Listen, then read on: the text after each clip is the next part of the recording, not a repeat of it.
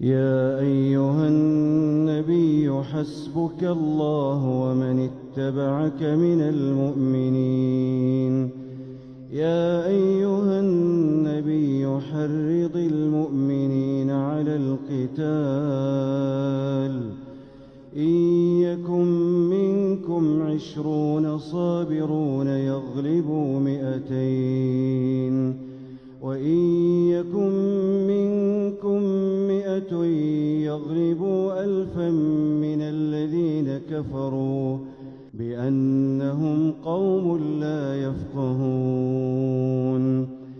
الآن خفف الله عنكم وعلم أن فيكم ضعفا، فإن يكن منكم 100 صابرة يغلبوا 200، وإن يكن منكم 1000 يغلبوا 2000 بإذن الله، والله مع الصابرين.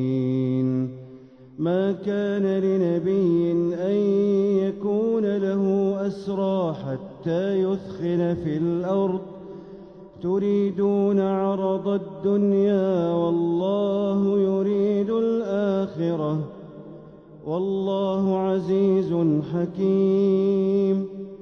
لولا كتاب من الله سبق لمسكم فيما أخذتم عذاب عظيم، فكلوا مما غنمتم حلالا طيبا واتقوا الله،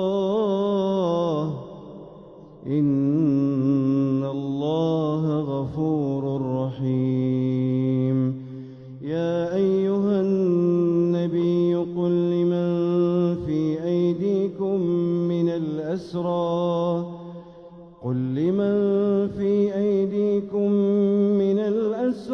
إن يعلم الله في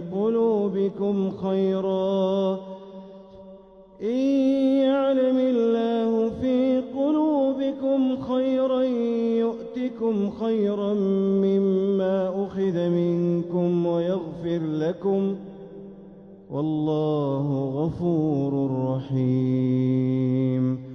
وإن يريدوا خيانتك فقد خانوا الله من قبل فأمكن منهم، والله عليم حكيم.